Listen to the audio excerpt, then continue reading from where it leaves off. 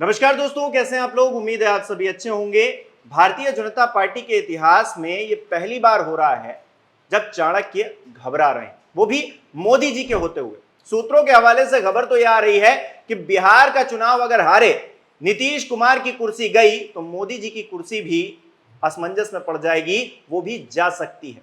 ऐसे में अमित शाह टेंशन में है, गृह मंत्रालय तक हाई अलर्ट जारी कर दिया गया। हो क्या रहा है आखिरकार, बात करेंगे। प्रियंका मेरी सहयोगी मेरे साथ जुड़ी है। प्रियंका, बहुत बहुत स्वागत है। सबसे पहले तो आपका, एक तरफ तो अमित शाह का दौरा हो रहा है, उससे पहले जेनजी बवाल मचा रहे हैं, सड़कों पर उतर आए हैं, और भारतीय जनता पार्टी की जो परिस्थिति है उसमें आखिरकार होने क्या वाला है बिहार के अंदर।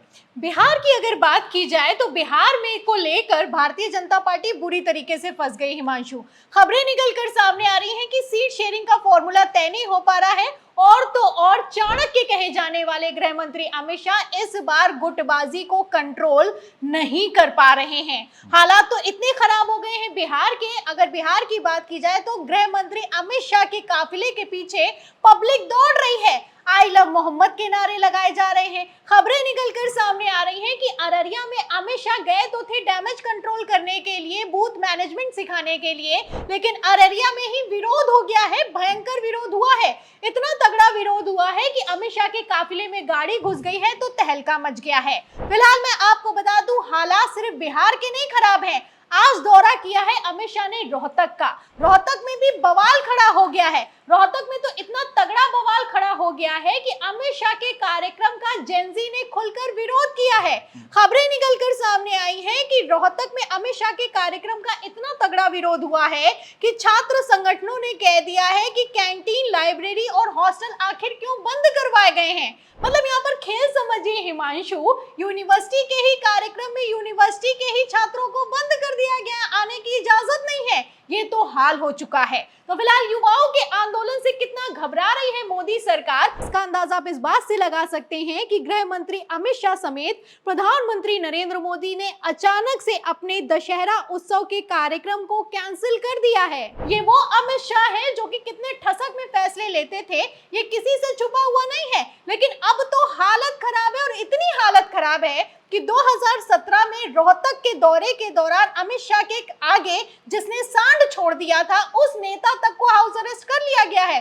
खबरें निकलकर सामने आई हैं कि रोहतक में नवीन जय हिंद और प्रदीप देशवाल को हाउस अरेस्ट किया गया है। तो इन खबरों से आप समझ सकते हैं कि कैसे हाई अलर्ट तो जारी किया गया है एक तरफ गृह मंत्रालय की तरफ से, वहीं दूसरी तरफ अमित शाह भी अलर्ट पोजीशन में दिखाई दे रहे हैं। मोदी काल के इतिहास में ऐसा पहली बार हुआ कि प्रधानमंत्री नरेंद्र मोदी अपने संसदीय क्षेत्र में पहुंचे और अजय राय को हाउस अरेस्ट कर दिया गया।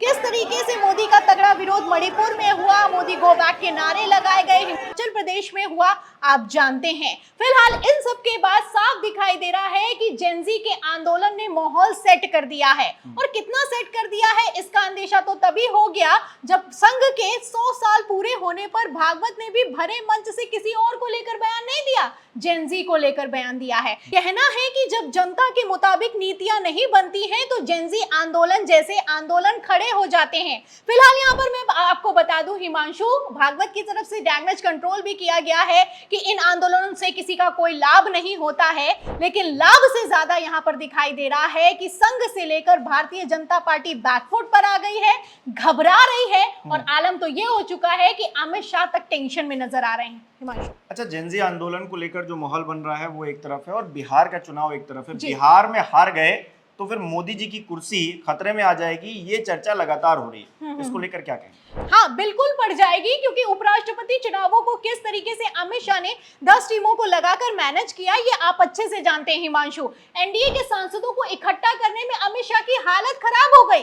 ये तो उपराष्ट्रपति चुनावों का हाल है। अब बिहार के चुनावों की अगर बात की जाए तो तगड़ी बगावत हो रही है। आज ही की खबर मैं आपको बता दूं कि जेडीयू के मौजूदा विधायक संजीव कुमार ने इस्तीफा दे मारा है, आरजेडी में शामिल हो गए हैं। मतलब टिकट कटने से पहले ही बगावत मची हुई है। जेडीयू में सामूहिक इस्तीफों की एक तरफ जहां झड़ी लगी हुई है, वहीं दूसरी तरफ अमित शाह जब बिहार दौरे पर पहुंचे तो भारतीय जनता पार्टी के 4 बार के विधायक ने इस्तीफा दे दिया है। मतलब साफ है कि पूर्व विधायकों ने स्थिति को भांप लिया है, मौजूदा विधायकों ने तो इस्तीफा दे दिया है। और क्यों दे दिया है, इसके लिए मैं आपको सी वोटर का सर्वे दिखा दिखा देती हूँ। इस सर्वे में आप देख सकते हैं कि किस तरीके से पूरी की पूरी तस्वीर पलटती हुई नजर आ रही है। नीतीश कुमार को सिर्फ 16% पब्लिक पसंद करती है मुख्यमंत्री के तौर पर, वहीं तेजस्वी यादव को 36% और प्रशांत किशोर की नई एंट्री है।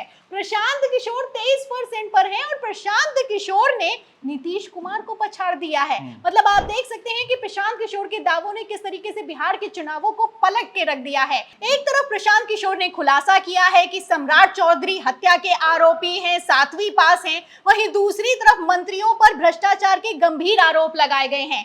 आपको बता दें कि इसी सब को लेकर नीतीश कुमार फुल फॉर्म में आ गए हैं। नीतीश कुमार इस्तीफों के बाद से इतना एक्टिव हुए हैं कि हाई लेवल मीटिंग बुलाई है और इस मीटिंग को लेकर उम्मीदवारों को आवाज पर तलब कर लिया गया है। तो फिलहाल जैसी खबरें हैं, इन खबरों से साफ होता हुआ नजर आ रहा है कि इंटरनल सर्वे में, बीजेपी के ही इंटरनल सर्वे में एनडीए का सुपड़ा साफ होने के बाद से जेडीयू ने पल्ला झाड़ लिया है। एक तरफ भारतीय जनता पार्टी है कि जेडीयू को बड़े भाई की भूमिका देने के लिए तैयार नहीं है, वहीं दूसरी तरफ नीतीश कुमार पर सीटों को लेकर तगड़ा दबाव दिखाई दे रहा है।